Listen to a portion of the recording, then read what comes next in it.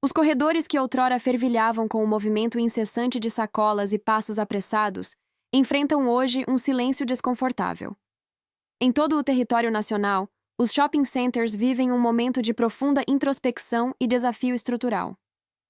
Segundo o levantamento da Folha de São Paulo, o cenário atual revela uma queda consistente no fluxo de visitantes, fato que sinaliza mudanças profundas no comportamento do consumidor brasileiro. Este declínio não é apenas sazonal, mas o reflexo de uma análise estatística que aponta para a redução real no desempenho das vendas e um aumento na vacância de espaços comerciais em pontos que antes eram o coração do varejo.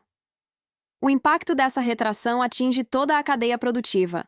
Na ponta mais vulnerável, encontramos os lojistas independentes, que lutam para manter as portas abertas sob o peso de custos fixos elevados e receitas minguantes. Acima deles, as administradoras de shoppings observam suas taxas de ocupação oscilarem perigosamente, buscando atrair investidores. O consumidor, pressionado pela conjuntura econômica adversa, redefine suas prioridades de lazer e gasto, tornando-se mais seletivo. Este levantamento destaca que a crise se manifesta com maior agudeza nas metrópoles, locais onde a saturação de centros comerciais atingiu níveis recordes e a concorrência tornou-se predatória. Os motivos fundamentais para essa transformação são complexos. A combinação de juros altos, o endividamento das famílias e a mudança definitiva nos hábitos de consumo, que agora valorizam a conveniência digital sobre a experiência física. Para compreender este momento, é necessário recordar a era de ouro dos shopping centers no Brasil. Durante as últimas 2 décadas, o modelo de negócio expandiu-se agressivamente, com inaugurações que prometiam modernidade a cada novo bairro. Na cultura brasileira, o shopping assumiu um papel social único, transcendendo a mera função comercial. Ele se consolidou como o principal centro de lazer urbano, oferecendo um refúgio de segurança em cidades violentas e tornando-se o maior ponto de convivência social para milhões de pessoas, muitas vezes suprindo a carência crônica de espaços públicos. Entretanto, esse modelo encontrou um obstáculo no divisor de águas que foi a pandemia de Covid-19. O fechamento dos estabelecimentos físicos catalisou uma migração para o comércio eletrônico que acelerou 5 anos de evolução em apenas 12 meses. Quando as restrições sanitárias cessaram, o mundo pós-pandêmico apresentava novas demandas.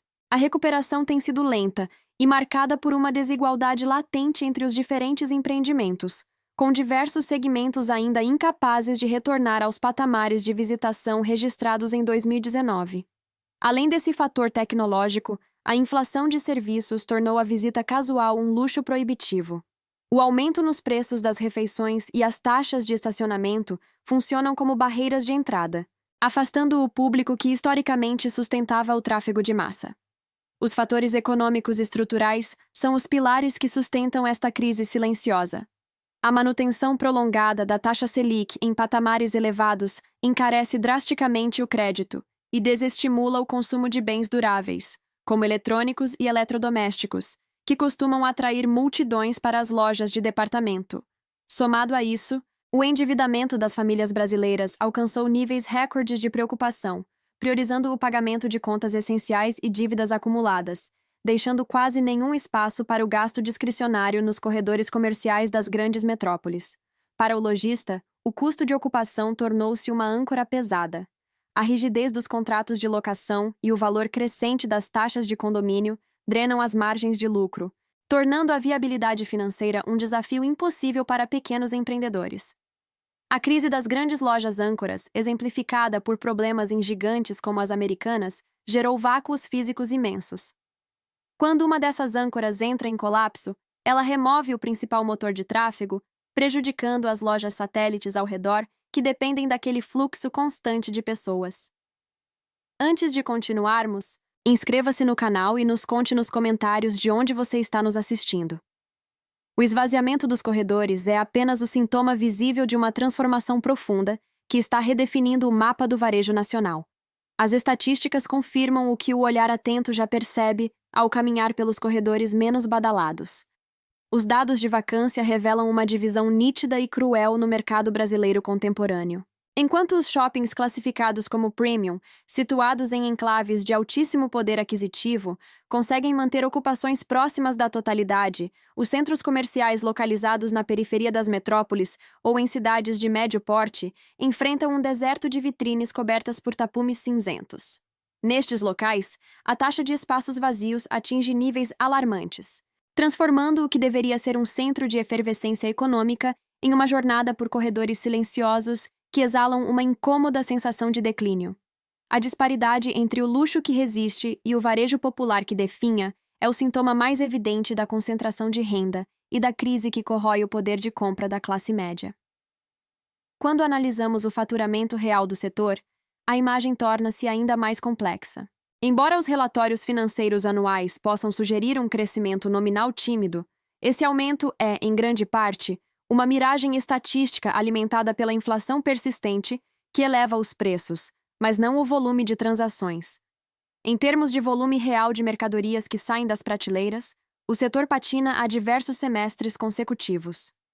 O segmento de vestuário e acessórios, que historicamente representa a espinha dorsal dos shopping centers brasileiros, é o que enfrenta a tempestade mais severa. A concorrência agressiva e quase desleal de plataformas internacionais, como a Shein e a Shopee, estabeleceu um novo paradigma de preço e conveniência. As lojas físicas, amarradas por uma carga tributária complexa e custos operacionais fixos asfixiantes, não possuem a agilidade necessária para competir com o algoritmo global, que entrega tendências na porta do consumidor por uma fração do custo praticado no varejo tradicional. Esse novo hábito de consumo gerou o fenômeno conhecido como showrooming, que atua como um parasita na estrutura dos shoppings tradicionais. O consumidor moderno utiliza o espaço físico como um showroom gratuito. Ele entra na loja, experimenta o calçado, verifica o caimento da roupa ou testa a ergonomia de um eletrônico de última geração, mas, no momento crucial da decisão de compra, utiliza o próprio smartphone para buscar o melhor preço online. Em questão de segundos, ele descobre que a mesma mercadoria está disponível em um marketplace com um desconto significativo e frete muitas vezes reduzido ou gratuito. O shopping center, outrora o destino final e absoluto da jornada de consumo, passa a ser apenas um ponto de contato tátil, onde a infraestrutura é custeada pelo lojista, mas o lucro é capturado pela plataforma digital estrangeira ou nacional. As tecnologias de monitoramento de fluxo comprovam essa mudança de rotina de maneira matemática e fria. Sensores de calor e sistemas de contagem de passos instalados nas entradas principais revelam que, embora as pessoas ainda frequentem os prédios físicos, a frequência mensal média caiu drasticamente e o tempo de permanência dentro dos estabelecimentos encolheu. O visitante de hoje é muito mais objetivo. Ele não mais passeia sem rumo pelos corredores como fazia na década passada. Ele vai para resolver uma demanda específica, buscar uma encomenda ou utilizar um serviço essencial, evitando deliberadamente os corredores de tentações que antes garantiam as vendas por impulso. Nesse cenário de incertezas, as vozes do setor divergem sobre o caminho a seguir. A Abrace e a Allshop, representando o topo da cadeia administrativa, adotam um discurso de resiliência e ressignificação constante. Para essas associações, os shoppings estão em uma fase de metamorfose, deixando de ser centros de compras para se tornarem centros de convivência e conveniência urbana. No entanto, para o lojista independente, essa retórica parece desconectada da realidade financeira imediata. Relatos de pequenos empresários indicam uma luta diária contra a insolvência. O peso do aluguel, somado ao fundo de promoção e às taxas condominiais, devora margens de lucro que já são extremamente exíguas. Especialistas em varejo observam essa dinâmica com cautela, traçando paralelos com o fenômeno dos shoppings mortos nos Estados Unidos da América. Embora o Brasil tenha características únicas que favorecem o shopping, como a busca por segurança privada, a saturação do mercado é inegável em diversos polos regionais. Muitas cidades brasileiras receberam mais empreendimentos do que sua economia local poderia sustentar a longo prazo. A controvérsia sobre o modelo de negócio também se estende à rigidez dos contratos de locação. As administradoras são frequentemente acusadas de manter uma postura inflexível, tratando o lojista apenas como um gerador de receita imobiliária líquida. Somado a isso, existe a barreira do custo de acesso. A cobrança de estacionamento tornou-se um dos maiores pontos de atrito entre o público e os gestores. Em um momento de renda comprimida, a obrigação de desembolsar valores consideráveis apenas para estacionar o veículo funciona como um desincentivo primário e imediato. O consumidor médio prefere o conforto do lar e a praticidade do e-commerce a enfrentar o trânsito pesado e as taxas abusivas de um shopping que não oferece mais uma vantagem competitiva de preço real. A crise de identidade do modelo tradicional é profunda, e a transição para um novo formato comercial ainda é cercada de incertezas sistêmicas e resistências culturais. O impacto dessa crise silenciosa transcende as vitrines vazias e alcança as planilhas gélidas do mercado financeiro, atingindo um ecossistema que muitos brasileiros sequer percebem. Os fundos de investimento imobiliário, conhecidos como FIIs, que detêm fatias significativas de grandes centros comerciais listados na Bolsa de Valores, sentem diretamente o peso da inadimplência e da vacância crescente. Quando a performance de um shopping declina, o rendimento distribuído aos milhares de pequenos investidores, que muitas vezes utilizam esses dividendos como complemento de renda, encolhe rapidamente, gerando um ciclo de desvalorização que afeta a percepção de segurança de todo o setor imobiliário comercial. Além desse aspecto financeiro, existe uma ferida social que se aprofunda a cada porta fechada: o desemprego estrutural. O varejo físico é um dos maiores empregadores do país, sendo a principal porta de entrada para jovens e o sustento de milhares de trabalhadores. Cada loja que encerra suas atividades representa famílias que perdem sua renda, enfraquecendo a circulação de riqueza nas comunidades locais. Do ponto de vista urbanístico, a decadência de um shopping center pode atuar como um catalisador de degradação para bairros inteiros. Áreas valorizadas pela presença vibrante do empreendimento tornam-se zonas de incerteza, afetando o valor dos imóveis residenciais e alterando a dinâmica de segurança pública local. Para evitar esse destino, as administradoras de shoppings estão sendo forçadas a uma reinvenção radical. O conceito de shopping como mero ponto de venda está sendo substituído pela ideia de um centro integrado de serviços e conveniência urbana. Não é mais raro encontrar clínicas médicas, consultórios odontológicos, academias de ginástica e até campi universitários ocupando os espaços onde antes funcionavam grandes lojas de departamento.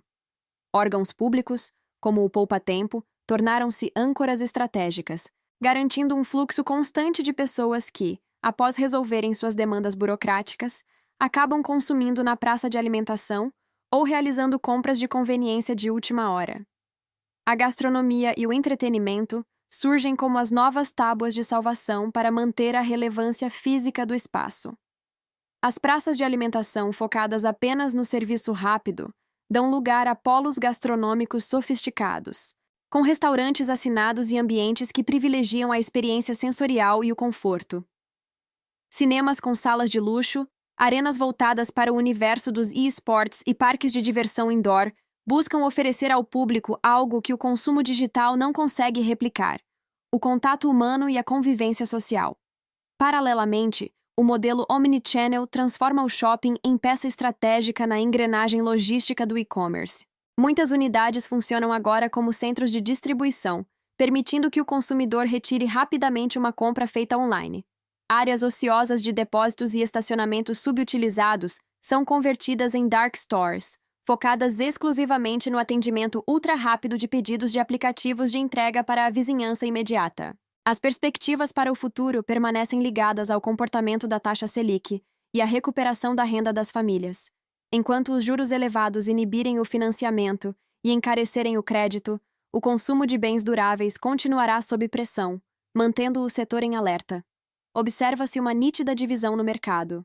Os shoppings de luxo, voltados para a classe de altíssima renda, continuam a bater recordes de faturamento, enquanto os centros comerciais de periferia lutam contra a obsolescência. A síntese deste cenário revela um setor em profunda mutação, atravessando um encolhimento seletivo e necessário.